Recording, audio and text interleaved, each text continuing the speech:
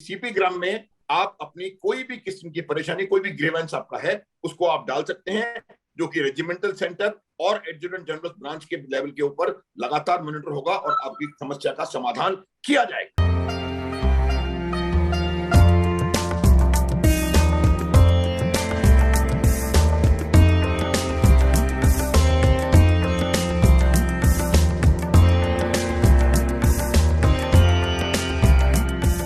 नमस्ते। वीर नारी सीरीज में आपका स्वागत है। Veer Nari series is an initiative by Metamorphs. मैं शकुंतला भंडारकर एक वीर नारी हूं। मेटामॉर्फ्स एक स्वयं सेवी संस्था है जिसका धार्मिक और राजनीतिक पहलू नहीं है। आज हम ECHS के बारे में चर्चा करेंगे। हमारे साथ हैं lieutenant general John George, AVSM, VSM, general Anuj Mathur, VSM और कर्नल श्रीकांता। अभी हम लोग लेफ्टिनेंट जनरल जॉर्ज के बारे में जानेंगे। Lieutenant general J. George, AVSM, VSM was commissioned into the Regiment of Artillery on 17th December 1977. He has held numerous staff, instructional and command assignments while in service, notable amongst which are Instructors, School of Artillery, Instructor, Staff College, Colonel GS of a Div, Sub-Area Commander, Area Commander DG, War College, Commandant School of Artillery, and MD of ECHS. He is an aviator and post-retirement has settled in Bengaluru. Namaste, General George. Thank you very much for inviting me, ma'am. It's a pleasure. Yes, हम लोग ECHS के बारे में आपसे कुछ जानना चाहते हैं। कृपया ECHS के बारे में हमें और हमारे व्यूअर्स को बता दें। ECHS का स्थापन 203 में किया गया था और इसका एक खास वजह था। ECHS सैंक्शन होने से पहले जो रिटायर्ड जवान JCO या ऑफिसर्स थे और उनके फैमिलीज, वो सर्विस हॉस्पिटल या मिलिट्री हॉस्पिटल्स में जाके अपना ट्रीटमेंट लेते थे। लेकिन ज़्यादातर सर्विस हॉस्पिटल या मिलिट्री हॉस्पिटल्स वो कंटोनमेंट्स में है या बॉर्डर एरियाज में है और काफ़ी ऐसे स्टेट्स थे जहाँ पे मिलिट्री हॉस्पिटल्स था ही नहीं। टोटल 203 में तकरीबन 135 के करीब मिलिट्री हॉस्पिटल्स थे और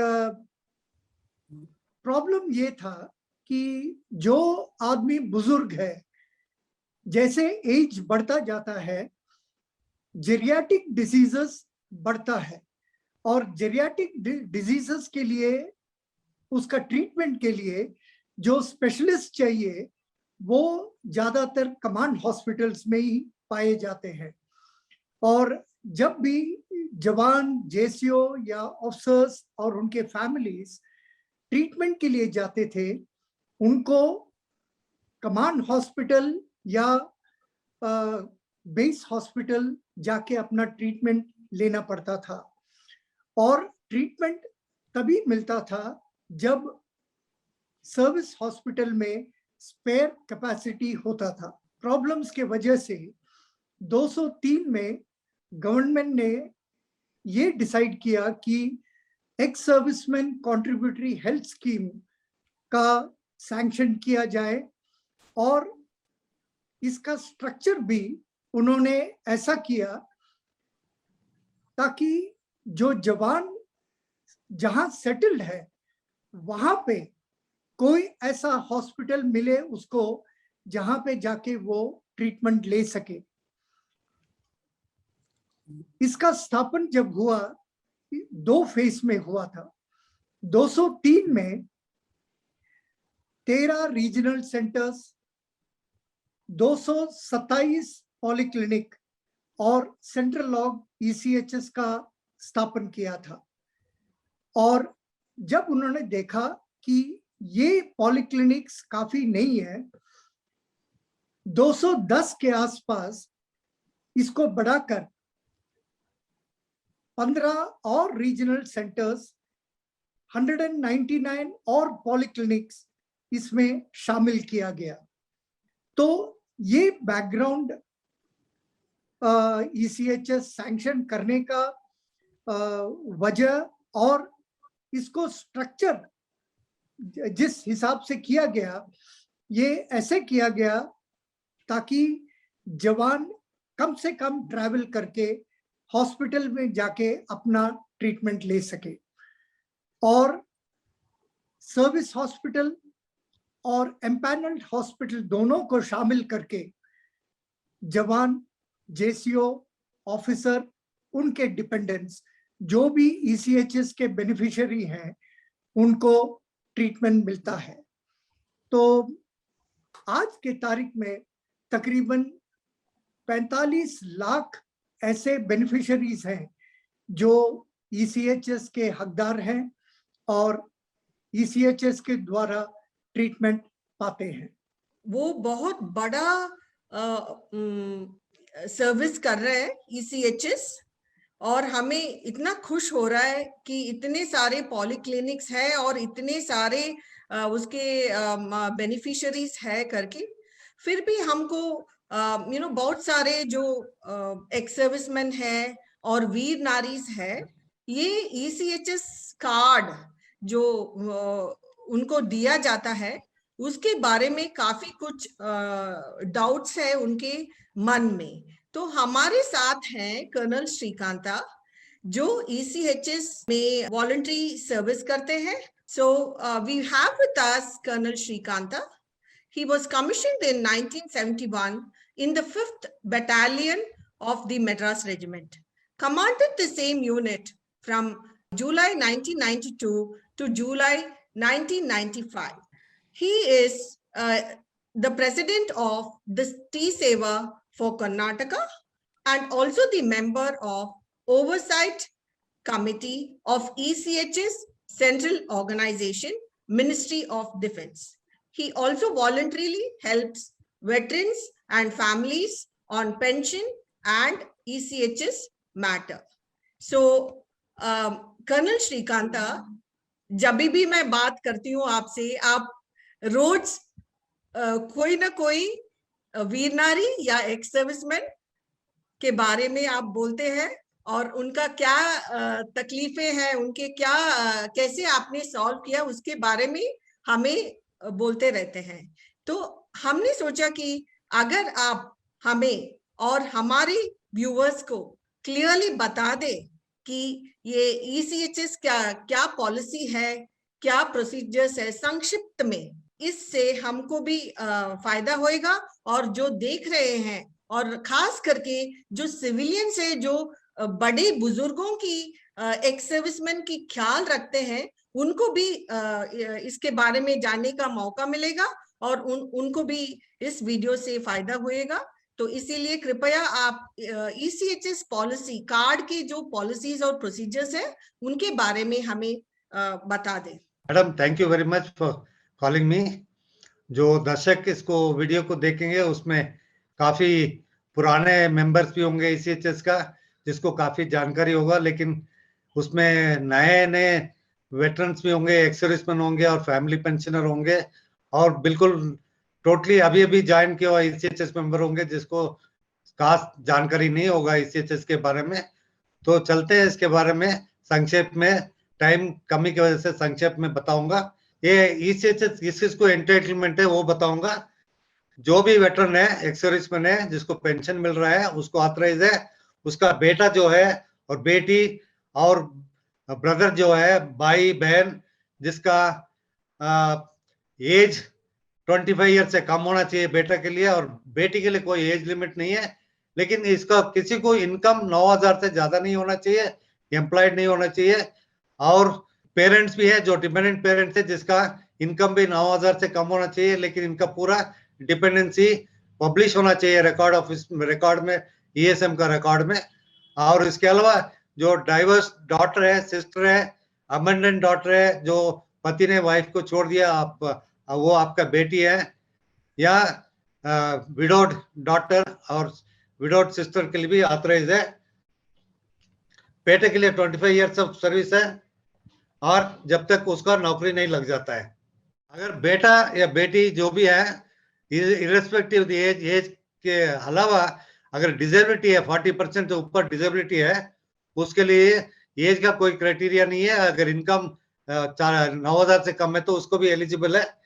इसके अलावा और डिपेंडेंट्स है, डिपेंडेंट डाइवर्स अबंडेंट डॉटर, जैसे मैंने पहले बोला, irrespective of the income, separated from husband or widow sister, income less than 9,000.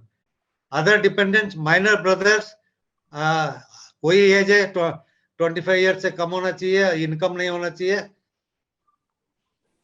और दूसरा एक है जो डिसेबिलिटी है, जो इसका 40% से ऊपर है, जो बेटा है 25 ईयर्स होने के बाद भी वो डिपेंडेंट है, लेकिन उसका डिसेबिलिटी सर्टिफिकेट होना चाहिए एज पर PWD एक्ट 2016, उसके मुताबिक 40% ऊपर डिसेबिलिटी होने से उसका PPO में भी नाम हो सकता है, जिसको पेंशन मिलेगा पेरेंट्स का गुजरने के बाद, और ECHS कार्ड अभी से लागू हो सकता है। उसका काफी डिटेल है, 21 बीमारी है PWD 2016 में, जो बता नहीं सकता क्योंकि टाइम बहुत कम है। तो अभी चलते हैं प्रोसीजर फॉर गेटिंग ट्रीटमेंट। जैसा आपको ट्रीटमेंट ले सकता है पॉलीक्लिनिक में, जो भी पॉलीक्लिनिक मेंबर है वो पॉलीक्लिनिक में जाना है, और सिक रिपोर्ट जो यूनिट में बोलते हैं ऐसे जाके डॉक्टर से मिलना है। डॉक्टर आपके पास एक किताब होना चाहिए, उसमें डॉक्टर आपका जो भी बीमारी है दवाई लिख के देंगे। वो पॉलीक्लिनिक में जो फार्मेसी है उधर से आपको दवाई मिल जाएगा। उसके अलावा जो दवाई ट्रीटमेंट पॉलीक्लिनिक में नहीं कर सकता, वो आपको जैसे पहले बताया, आपको रेफरल लेटर देंगे, जो एम्पैनल्ड हॉस्पिटल है उसमें जाके ट्रीटमेंट ले सकता है, कोई पैसा 1 रुपए भी देने का जरूरत नहीं है। एम्पैनल्ड हॉस्पिटल का मतलब है जो सिविल हॉस्पिटल है, जो भी सिटी में है, गांव में है या टाउन में है, वो एम्पैनल्ड हॉस्पिटल क्या करता है, रीजनल सेंटर जो है उसको एम्पैनल करता है। इसके मतलब कॉन्ट्रैक्ट में साइन करा लेते हैं, इसको बोलते हैं MOA, और वो हॉस्पिटल ECHS बेनिफिशियरी को ट्रीटमेंट फ्री में करते हैं और पैसा रीजनल सेंटर से क्लेम कर लेते हैं। अगर कोई इमरजेंसी है, जब पॉलीक्लिनिक बंद है, जैसा सैटरडे संडे गेस्टेड हॉलीडे है, उस टाइम पर कोई बीमार हो गया और इमरजेंसी है, तो जाके एम्पैनल्ड हॉस्पिटल में भर्ती होके ट्रीटमेंट ले सकता है। अगर एम्पैनल्ड हॉस्पिटल उस जगह में नहीं है या बहुत दूर है या इमरजेंसी काफी सीरियस है, तो नॉन एम्पैनल्ड हॉस्पिटल कोई भी सिविल हॉस्पिटल में जाके ट्रीटमेंट ले सकता है। लेकिन उसको करने का काम ऐसा है कि एडमिट होते ही उसको स्टेबलाइज करके 48 आवर्स यानी 2 दिन के अंदर ओसी पॉलीक्लिनिक को कवर देना जरूरी है। ये इंडिविजुअल का, ESM का, या जो भी डिपेंडेंट है जो एडमिट हुआ हॉस्पिटल में, उसका डिटेल्स, ये ESM का नंबर, टेलीफोन नंबर, और ये सब ओसी पॉलीक्लिनिक को देना व्हाट्सएप के जरिए और ईमेल के द्वारा या टेलीफोन करके। इसके अलावा वो हॉस्पिटल से इमरजेंसी सर्टिफिकेट लेके वो भी पॉलीक्लिनिक ओसी को भेजना है। उसके बाद पूरा ट्रीटमेंट के बाद पैसा भरना है और बिल लेना है, डिटेल बिल लेना है, कंप्यूटराइज्ड बिल लेना है, और समरी ऑफ डिस्चार्ज लेना है, समरी ऑफ बिल लेना है। सब कुछ जो भी लैब टेस्ट है, एक्सरे है, MRI है, सबका टेस्ट का रिपोर्ट लेके उसको क्लेम करना है। उसके भी प्रोसीजर है, वो अगला वीडियो में कवर करेंगे। इमरजेंसी है, there are quite a few emergency cases, आपको पता होगा, जो जानलेवा बीमारी हो सकता है, स्नेक बाइट हो सकता है, डॉग बाइट हो सकता है, चक्कर आने का, हेड इंजरी, ऐसा कई किस्म का है जो इमरजेंसी कैटेगरी में आता है। वो इमरजेंसी में खुद जाके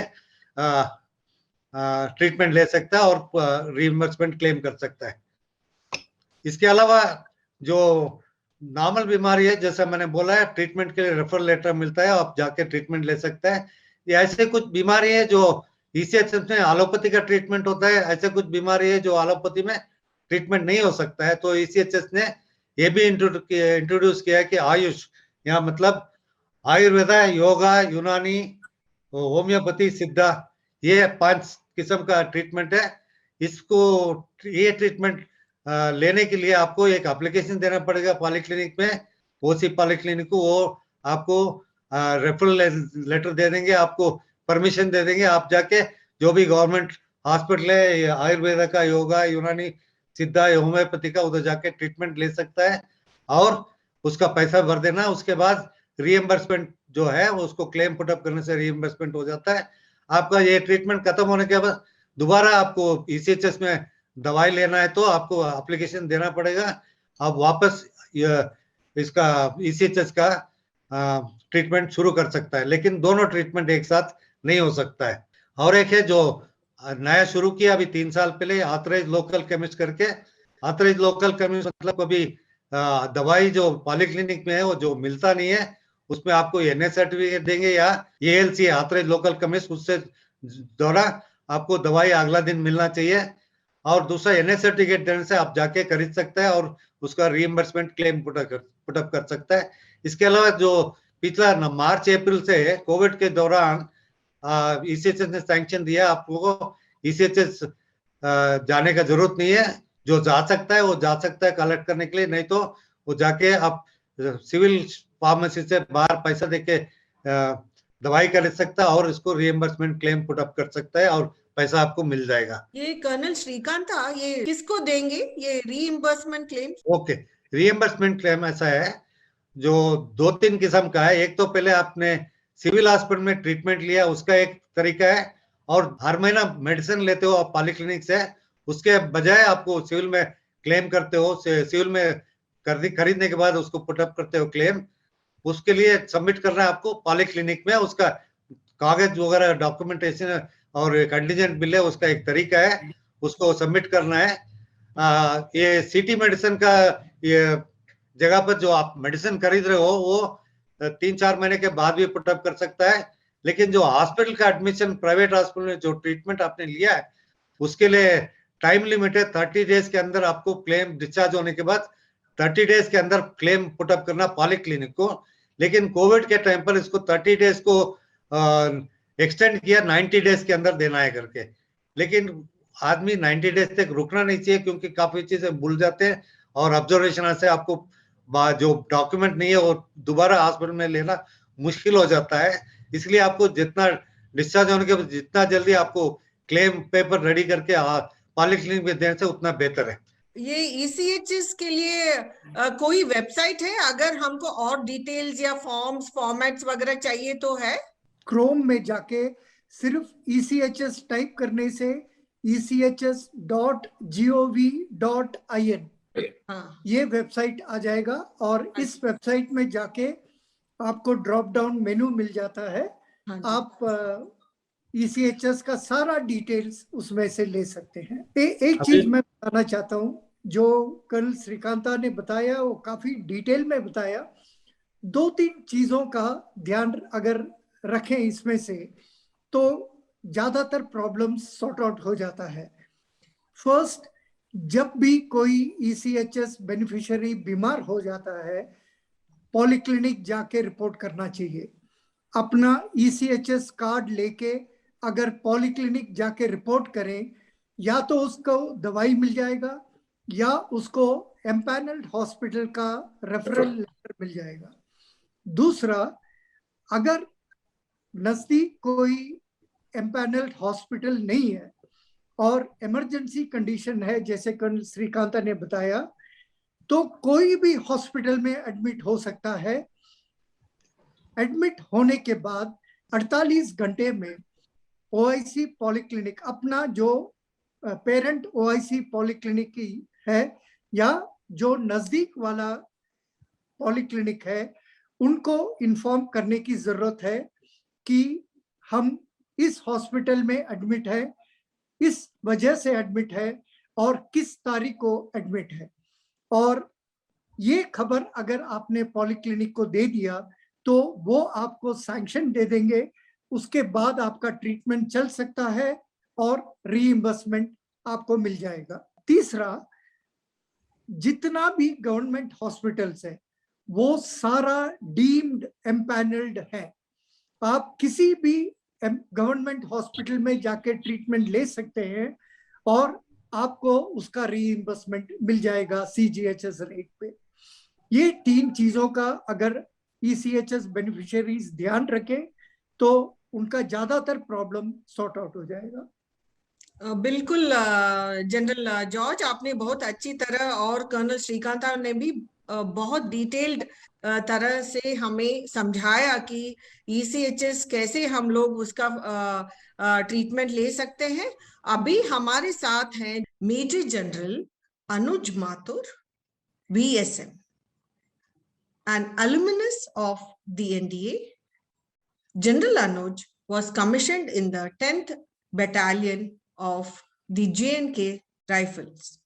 He is a graduate of DSSC and done his MSc Strategic Sciences from University of Madras and LLB Academics from MLS University with top honors. He has commanded an area and a sub-area as a general officer. He is a motivational speaker and is also actively involved in spreading awareness concerning national security through variety of means. He is the president of the Mathur Sabha Jaipur, which is more than 80 years old organization undertaking community development and social welfare activities. General Anuj Mathur पहले centre commandant भी थे, तो उस दौरान उन्होंने क्या क्या मुद्दों का सामना किया और उन्होंने क्या क्या स्टेप्स लिया है, उसके बारे में हम अभी जनरल अनुज माथुर से सुनना चाहते हैं। Shakuntala, thank you very much. आपने मुझे यहाँ आने का मौका दिया। जय हिंद। जय हिंद। तो मैं आप लोगों को ये बताना चाहता हूँ कि ECHS एक बहुत ही शानदार स्कीम है और इससे हमारे वेटरन्स को बहुत दूरगामी फायदे मिले हैं।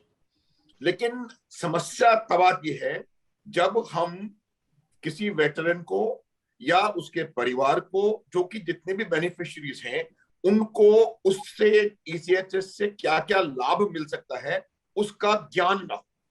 तो ये बहुत आवश्यक है यूनिट के लिए और रेजिमेंटल सेंटर के लिए कि वो तमाम लोग जो सेवानिवृत्त हो रहे हैं या रिटायर हो रहे हैं, उनको ECHS और बाकी फैसिलिटीज के साथ साथ ECHS के बारे में भी पूरा ज्ञान दें। उसके अलावा वो ECHS का कार्ड कैसे बनेगा, वो कार्ड जब तक नहीं बन पा रहा है तब तक क्या प्रोविजंस हैं, किस प्रकार से हम उनको मदद कर सकते हैं, तो ये सब बातें बताने का काम जिम्मा रेजिमेंटल सेंटर का है। पहले क्या होता था कि जब व्यक्ति रिटायर होने वाला होता था तो उससे 1 महीना पहले वो रेजिमेंटल सेंटर में आकर के रिपोर्ट करता था।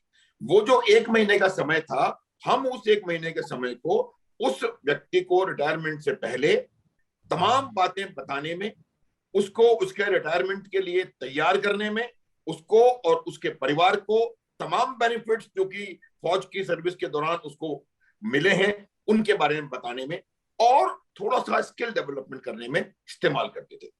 आजकल कोविड की वजह से मेरे ख्याल से ये ड्रिल खत्म हो गई है और जो आजकल जवान जैसे हैं वो अपनी यूनिटों से ही रिटायर हो रहे हैं।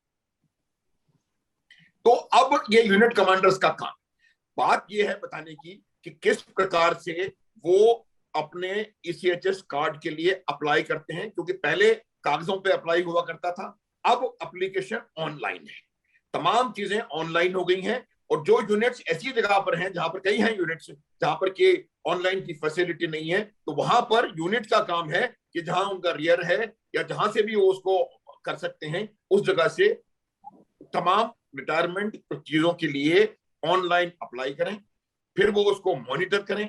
और उसके बाद क्या होता है कि आपका जो ECHS का जो कार्ड बनने की वो होती है वो आखिरी दिन में ही होती है, तो उसको जब तक कार्ड बन के आता है तब तक एक टेम्परेरी कागज का कार्ड दिया जाता है जो कि सेंटर वाले रिकॉर्ड वाले ऑथराइज होते हैं देने के लिए, और वो उसको ECHS कार्ड के रूप में इस्तेमाल कर सकता है। ये एक बहुत बड़ी चीज है। उसके अलावा हमने क्या कर रखा है अपने सेंटर में, और तमाम रेजिमेंटल सेंटर्स यही बात करते हैं, किसी एक की बात नहीं है, कि हम लोगों ने जो हमारे वेटरन्स हैं उनको करने के लिए एक हेल्पलाइन रेजिमेंटल सेंटर में खोली हुई है। इसके अलावा 2 और मैं आपको पोर्टल्स बताऊंगा। एक सीपी ग्राम करके पोर्टल है जो कि भारत सरकार ने खोला है, आर्मी का नहीं, भारत सरकार ने खोला है, और आर्मी उसके बीच में एक अपना उसका एक हिस्सा है। और इस सीपी पोर्टल में कोई भी सर्विंग अथवा रिटायर्ड अपना कोई भी ग्रीवेंस किसी भी किस्म का है, उस ग्रीवेंस को इसमें सीपी पोर्टल में डाल सकता है। और ये CP portal adjutant general branch के लेवल के ऊपर इसको मॉनिटर किया जाता है। और तमाम जो रेजिमेंटल सेंटर्स हैं, रेजिमेंट्स हैं, वो अपने अपने रेजिमेंट के इनको मॉनिटर करते हैं। और एजीज ब्रांच समय समय पर हफ्ते में, 2 हफ्ते में, महीने में इसके बारे में जांच पड़ताल करता रहता है कि उस फलाने व्यक्ति वेटरन की कोई समस्या थी, उसका क्या हुआ। तो एक बहुत अच्छा मॉनिटरिंग सिस्टम है जिसके बारे में शायद कुछ लोगों को जो पहले रिटायर हो चुके हैं ना मालूम हो। तो मैं चाहता हूं कि उनको इस वीडियो के माध्यम से पता चले कि सीपी ग्राम में आप अपनी कोई भी किस्म की परेशानी, कोई भी ग्रीवेंस आपका है, उसको आप डाल सकते हैं, जो कि रेजिमेंटल सेंटर और एडजुटेंट जनरल ब्रांच के लेवल के ऊपर लगातार मॉनिटर होगा और आपकी समस्या का समाधान किया जाएगा। अभी हम कर्नल श्रीकांता से पूछना चाहते हैं, कोविड की महामारी के कारण ये जो बहुत सारे लोग दवाई के लिए एंड इलाज के लिए थोड़ा उनको कष्ट भुगतना पड़ा, तो अभी फिलहाल जो लेटेस्ट क्या है, ऑनलाइन सर्विसेज है और सुविधा है ECHS के द्वारा, वो हम कर्नल श्रीकांता से जानना चाहते हैं। जिसको कोविड हो गया ये भी इमरजेंसी कैटेगरी में कर दिया ताकि सैंक्शन लेने का जरूरत नहीं है। इमरजेंसी प्रोसीजर में कोई भी हॉस्पिटल में जाके एडमिट हो सकता है और रिएम्बर्समेंट क्लेम कर सकता है। अगर वो मिलिट्री स्टेशन में, तो मिलिट्री हॉस्पिटल में भी अगर कोविड डिक्लेयर किया हो तो हॉस्पिटल को कोविड हॉस्पिटल करके उसमें भी जगह है तो ट्रीटमेंट ले सकता है, नहीं तो कोई भी प्राइवेट हॉस्पिटल में, गवर्नमेंट हॉस्पिटल में ट्रीटमेंट ले सकता है। अगर पैसा लगा तो उसको रिएम्बर्समेंट क्लेम कर सकता है। इसके अलावा 1-2 पॉइंट और बताना चाहूंगा मैडम, जो ECHS कार्ड के बारे में। जो अप्लाई किया नया कार्ड के लिए और वेट कर रहा है, उसका टेम्पररी स्लिप साहब ने ऑलरेडी बता दिया। 32 KB कार्ड अभी भी है और 64 KB कार्ड के लिए अप्लाई किया, उसके लिए ECHS बेनिफिशियरी ऐप है, उसको मोबाइल में अपलोड करना है। और उसमें जिसको अभी तक कार्ड नहीं मिला, उसमें 3 सुविधाएं हैं जो यूज कर सकते हैं। सबसे पहले कार्ड स्टेटस चेक कर सकता है अपना। ECHS बेनिफिशियरी ऐप खोलते हैं, कार्ड स्टेटस में प्रेस करने से आपको telephone mobile number, registered mobile number entry करने से आपका कार्ड स्टेटस कहाँ पर है वो पता लगेगा, या कार्ड में कोई कमी है एप्लीकेशन में वो भी उसमें समझ में आएगा। इसके अलावा ECHS कॉन्टैक्ट करके है, उसको ECHS कॉन्टैक्ट खोलने से आपको पूरा इंडिया में जो भी रीजनल सेंटर है, जो भी पॉलिक्लिनिक है, सबका email ID, mobile number, OIC polyclinic address सब कुछ मिल जाएगा। इसको आप कहीं भी इस्तेमाल कर सकता है। उसके अलावा तीसरा जो फैसिलिटी है, जो क्लेम स्टेटस है, वो क्लेम स्टेटस आपको जो भी रिएम्बर्समेंट क्लेम पुट अप किया उसका क्लेम स्टेटस चेक कर सकता है। उसमें सर्विस नंबर और क्लेम, जब आपने क्लेम रिएम्बर्समेंट क्लेम सबमिट करते हो, जब पॉलिक्लिनिक उसको अपलोड कर देता है साइट में, वेबसाइट में, आपको एक क्लेम ID जनरेट होके आपका SMS आएगा।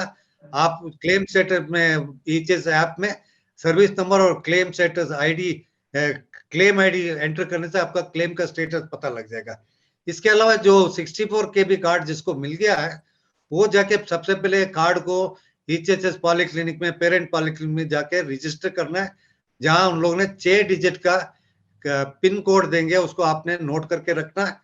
इसके बाद आपको ECHS ऐप में जाके ECHS ऐप खोल के न्यू यूजर करके उसमें आपका कार्ड नंबर, मोबाइल नंबर और आपका 4 डिजिट का पिन कोड, जैसे ATM पिन कोड है, उसका एंट्री करके उसको आपको मोबाइल ऐप में रजिस्टर करना। इसके बाद काफी सुविधाएं हैं उसमें जो अवेलेबल है, जैसा E-क्लिनिक वगैरह, ऑनलाइन अपॉइंटमेंट ले सकता है। और इसके अलावा जो था सेहत OPD के बारे में किसने बताया था, ये जब बीमार है जो पॉलिक्लिनिक में नहीं जा सकता है, तो आप लोग ऑनलाइन सेहत OPD में रजिस्टर करके आपको सुबह 9:30 बजे से 3-4 बजे तक आप ऑनलाइन कंसल्टेशन डॉक्टर के साथ कर सकते हैं। उसमें रजिस्टर करने के बाद, लॉगिन करने के बाद आपका जो भी दवाई है, बीमारी है, उसको भी आप अपलोड कर सकता है, वीडियो अपलोड कर सकता है, या जो प्रिस्क्रिप्शन है दवाई का, वो भी अपलोड करने के बाद डॉक्टर देख के आपको वीडियो में, मीटिंग में, ऑनलाइन में आपका बीमारी वगैरह के बारे में बात करके आपको प्रिस्क्रिप्शन ऑनलाइन मिल जाएगा। इस प्रिस्क्रिप्शन को लेके आपने दवाई कर सकता है और उसको रीइंबर्समेंट भी कर सकता है। Okay madam, thank you. Shakuntala, मैं एक बात और यहाँ बताना चाहता हूँ, बोलिए। वो ये है कि वीर नारी के लिए खास तौर पे हम हर रेजिमेंटल सेंटर ये करता होगा, हम लोगों के पास एक डेटा बैंक है। वो डेटा बैंक में state wise, district wise, village wise वीर नारियों का पूरा हमारे पास डेटा है, और उनके साथ एक आउटरीच प्रोग्राम लगातार चलता रहता है।